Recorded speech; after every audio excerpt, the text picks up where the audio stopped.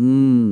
ఈరోజు మనం Nifty PE ratio, ఇంకా మార్కెట్ వాల్యుయేషన్ ఆధారంగా షేర్ మార్కెట్‌లో పెట్టుబడులు ఎలా పెట్టాలో వివరించే ఒక ఇంట్రెస్టింగ్ వర్క్‌ని విశ్లేషిస్తున్నాం. అవును. బేసిక్‌గా పీఈ రేషియో పవర్ గురించి ఇందులో చాలా స్ట్రాంగ్‌గా రాశారు. కరెక్ట్. కానీ నాకొక విషయం అనిపించింది. పీఈ రేషియోను మార్కెట్ దిశను నిర్ణయించే ఏకైక కొలమానంగా చూపించడం ఈ మెటీరియల్‌లో ఒక ప్రధానమైన లోపం. ఎగ్జాక్ట్‌లీ. అంటే అచ్చం ముందు అద్దం పూర్తిగా మూసేసి కేవలం రేర్‌వ్యూ మిర్రర్ మాత్రమే చూస్తూ కారు నడపమన్నట్లుగా ఉందిది. భలే చెప్పారు. వెనుకే ఉందో కనిపిస్తుంది, కానీ ముందున్న గుంతలు తెలియవు కదా! సో, ఇక్కడ మెటీరియల్‌లో ఏంటంటే నిఫ్టీ పీఈ 10 ఉన్నప్పుడు ఎక్కువ కొనాలి, పీఈ 30 ఉన్నప్పుడు డబ్బులు వెనక్కి తీసేయాలి అని చాలా క్లియర్‌గా చెప్పారు. 1999 ఇంకా 2008 నాటి హిస్టారికల్ డేటా పెట్టి మరీ చెప్పారు. వినడానికి చాలా లాజికల్‌గా అనిపిస్తోంది. అవును, లాజికల్‌గానే ఉంది. కానీ మార్కెట్ రియాలిటీని ఇది బాగా ఓవర్ సింప్లిఫై చేస్తోంది కదా! డెఫినెట్‌గా. ఎందుకంటే స్టాక్ మార్కెట్ అనేది ఎప్పుడూ ఫ్యూచర్‌ను ముందుగానే డిస్కౌంట్ చేసే ఒక మెకానిజం. మనం చూసే పీఈ అంతా ట్రైలింగ్ పీఈ అంటే గత 12 నెలల లాభాల ఆధారంగా లెక్కిస్తారు. రైట్. దీని ఇలాగే వదిలేస్తే ఆ పాఠకులు మార్కెట్ను ఒక సింపుల్ మ్యాథ్స్ ఫార్ములా అనుకుని పొరబడే ప్రమాదముంది. హ్మ్. అంటే కేవలం థర్మామీటర్ చూసి జ్వరం ఉందని చెప్పొచ్చు, కానీ ఆ జ్వరానికి అసలు కారణం తెలియాలంటే బ్లడ్ టెస్ట్ కావాలి కదా! ఇక్కడ కూడా పీఈ అనేది థర్మామీటర్ లాంటిది మాత్రమే అన్నమాట. కరెక్ట్. పీఈ పెరగడానికి కారణాలు వేరే ఉండొచ్చు. ఫర్ ఎగ్జాంపుల్ రిసెషన్ అంటే ఆర్థిక మాంద్యం వచ్చిందనుకుందాం. అప్పుడు కంపెనీల ఎర్నింగ్స్ దారుణంగా పడిపోతాయి. హ్మ్. అప్పుడు ఆటోమేటిక్‌గా పీఈ రేషియో 30 లేదా 40కి వెళ్ళిపోతుంది కదా! ఎగ్జాక్ట్లీ. ఈ వాక్ ప్రకారం చూస్తే పీఈ 30 దాటింది కాబట్టి అమ్మేయాలి అనిపిస్తుంది. కాని నిజానికి అప్పుడు మార్కెట్ బాటంలో ఉంటుంది. భవిష్యత్తులో లాభాలు పుంజుకుంటాయి కాబట్టి కొనడానికి అదే కరెక్ట్ టైం. వావ్! ఆ పాయింట్ చాలా ఇంట్రెస్టింగ్. లాభాలు పడిపోవడం వల్ల పీఈ పెరిగింది తప్ప మార్కెట్ ఖరీదైనది అయిపోయిందని కాదు. ఇంకొకటేంటంటే వడ్డీ రేట్లు, ద్రవ్యోల్బణం లాంటి మ్యాక్రో ఎకనామిక్ కండిషన్స్ కూడా వీళ్ళసలు కవర్ చేయలేదు. అవును. వడ్డీ రేట్లు నేరుగా వాల్యుయేషన్ను ఇంపాక్ట్ చేస్తాయి కదా. ఒక ఇన్వెస్టర్కి ఎఫ్డీలో 10% వడ్డీ వస్తుంటే మార్కెట్ పీఈ 20 కూడా చాలా ఖరీదైనదే. ఎందుకంటే ఎటువంటి రిస్క్ లేకుండానే 10% వస్తుంది గాబట్టి. అవును.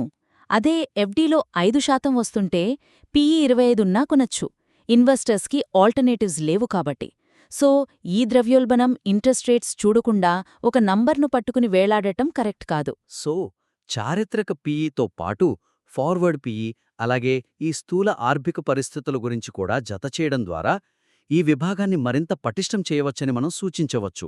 ఖచ్చితంగా. ఫార్వర్డ్ పీఈ అంటే భవిష్యత్తులో వచ్చే లాభాల అంచనా. ఒక స్టాక్ పీఈ 30 ఉన్నా వచ్చే ఏడాది దాని లాభాలు డబుల్ అవుతాయని తెలిస్తే ఫార్వర్డ్ పీఈ సగానికి అంటే 15కు పడిపోతుంది కదా, అప్పుడది కొనడానికి మంచిదే. దీనికొక కాంక్రీట్ ఎగ్జాంపుల్ ఎలా ఇవ్వచ్చు అంటే, ఒకవేళ మార్కెట్ పీఈ 25 ఉన్నప్పటికీ రాబోయే 5 ఏళ్లలో ఎకానమీ మరియు కంపెనీల లాభాలు వేగంగా పెరుగుతాయనే అంచనా ఉంటే, ఆ రేటుకి కూడా ఇన్వెస్ట్ చేయడం దీర్ఘకాలంలో లాభదాయకమే అని వివరించవచ్చు. వావ్! అది చాలా ప్రాక్టికల్గా ఉంటుంది. ఈ సమస్యను సాల్వ్ చేయడానికి ఎన్నో మార్గాలున్నప్పటికీ ఇలాంటి మెట్రిక్స్ యాడ్ చేస్తే పాఠకులకు బ్రాడర్ పర్స్పెక్టివ్ వస్తుంది. అవును, వాళ్ళ ఆలోచన విధానం మారుతుంది. ఇక మన సెకండ్ పాయింట్ దగ్గరకొస్తే, మార్కెట్ గరిష్ట స్థాయిలో ఉన్నప్పుడు పెట్టుబడులను పూర్తిగా ఆపివేసి నగదుగా ఉంచుకోవాలని సూచించడం పెట్టుబడిదారుల దీర్ఘకాలిక కాంపౌండింగ్ లక్ష్యాలను దెబ్బతీసే అవకాశం ఉంది. లో పెట్టుకుని మళ్ళీ పీఈ 10 వచ్చేదాకా ఓపికగా వెయిట్ చేయమన్నారు కదా. అవును, వినడానికి సేఫ్గా అనిపిస్తోంది, తక్కువ ధరకు కొనొచ్చు కదా అనిపిస్తోంది, కానీ ఇందులో చాలా పెద్ద రిస్క్ ఉంది. అదేంటంటే మార్కెట్ టైమింగ్. మార్కెట్ ఎప్పుడు పడుతుందో ఎప్పుడు పెరుగుతుందో ఎవరికీ తెలియదు కదా. ఎగ్జాక్ట్లీ. పీఈ 30 దగ్గర మార్కెట్ పడిపోతుందని అమ్మేస్తే అది ఆగకుండా 40కి వెళ్ళొచ్చు. లేదా ఇందాక మనం అనుకున్నట్లు కంపెనీల ఆదాయాలు పెరిగి మార్కెట్ పడకుండానే ఆ పీఈ కాస్త 20కి అడ్జస్ట్ అవ్వొచ్చు. రైట్. ఈ వెయిటింగ్ పీరియడ్లో మార్కెట్ ఇచ్చే ఆ కాంపౌండింగ్ గ్రోత్ను పూర్తిగా మిస్ అవుతారు. ఒక 5-6 ఏళ్లు మార్కెట్ క్రాష్ కోసం ఎఫ్డీలో పెట్టి వెయిట్ చేశారనుకోండి, ఆ వచ్చే 6% వడ్డీ ద్రవ్యోల్బణానికే సరిపోతుంది. అంటే డబ్బేం పెరగట్లేదు. అదే టైంలో స్టాక్ మార్కెట్ డబల్ లేదా ట్రిపుల్ అవ్వొచ్చు కూడా. అవును. పైగా నిఫ్టీ 50 అనేది ఒక స్టాటిక్ ఇండెక్స్ కాదు కదా. పనికిరాని కంపెనీలు తీసేసి వేగంగా ఎదుగుతున్న కొత్త కంపెనీలు యాడ్ చేస్తుంటారు. కాబట్టి కొత్త టెక్నాలజీస్ వచ్చినప్పుడు పీఈ 30 అనేది నార్మల్గానే అనిపించవచ్చు. కరెక్ట్. సో దీనికి సొల్యూషన్ ఏంటంటే, మార్కెట్ టైమింగ్ కోసం నగదుతో వేచి ఉండమని చెప్పే బదులుగా మార్కెట్ హెచ్చుతగ్గులను తట్టుకునే క్రమశిక్షణా విధానాలను పరిచయం చేయాలి. అంటే రిస్క్ను బ్యాలెన్స్ చేసుకునే పద్ధతులు సిప్ లాంటివి అన్నమాట. అవును, systematic investment plan. Market PE 30కి పడినప్పుడు మొత్తం డబ్బును ఒకేసారి లంప్సమ్గా పెట్టడం రిస్క్ కావచ్చుగాని పూర్తిగా ఆపేయడం ఇంకా పెద్ద రిస్క్ కదా. డెఫినెట్గా. దీనికి ఆథర్ తమ డాక్యుమెంట్లో ఒక మంచి ఎగ్జాంపుల్ ఇవ్వచ్చు. ఎలాగంటే, మీరు భయపడి ఆపేయకండి, ప్రతి నెలా కొంత మొత్తం సిప్ ద్వారా కొనసాగించండి. మార్కెట్ పడినా మీకు ఆటోమేటిక్గా తక్కువ ధరకి ఎక్కువ షేర్లు వస్తాయి అని చెప్పొచ్చు. అదే రూపీ కాస్ట్ యావరేజింగ్. ఇది చెబితే మార్కెట్ పడినప్పుడు కూడా ఇన్వెస్టర్ భయపడడు కదా, డిస్కౌంట్లో షేర్లొస్తున్నాయని హ్యాపీగా ఫీలవుతాడు. వాళ్ళ మైండ్ సెట్ మారిపోతుంది. ఎగ్జాక్ట్లీ. సిప్ అనేది కేవలం ఒక పద్ధతి మాత్రమే అయినప్పటికీ ఇది డాక్యుమెంట్ వాల్యూని ఎన్నో రెట్లు పెంచుతుంది. రైట్. ఇక థర్డ్ పాయింట్ చూద్దాం. ఈ మెటీరియల్లో సలహాలు, మార్కెట్ టిప్స్ గురించి డీల్ చేసిన విధానం.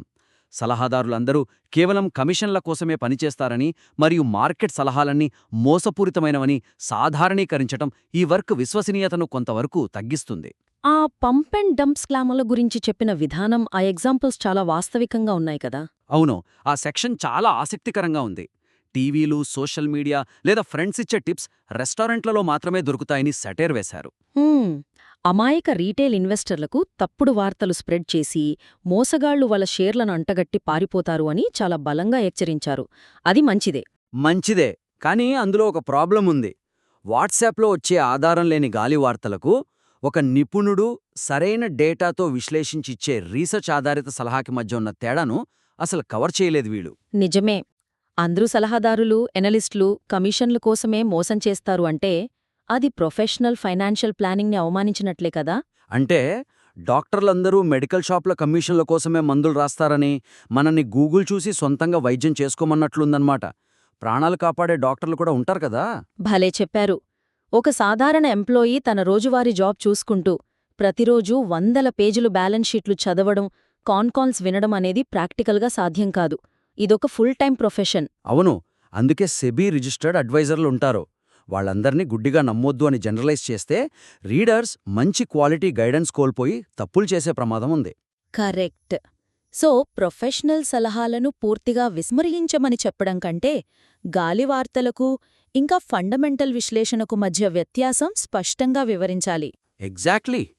సలహాల నాణ్యతను సొంతంగా ఎలా విశ్లేషించుకోవాలో, ఫ్యాక్ట్ చెక్ ఎలా చేసుకోవాలో వాళ్లకు నేర్పించాలి. అంటే ఎవరిని నమ్మద్దు అని ప్రాబ్లం నుండి పారిపోకుండా ఎవరిని ఎలా నమ్మాలో నేర్పించటం అన్నమాట. అది వాళ్ల చేతికి ఒక ఆయుధం ఇచ్చినట్లుంటుంది. దీనికి ఎగ్జాంపుల్గా ఒక చెక్లిస్ట్ ఇస్తే బావుంటుంది కదా.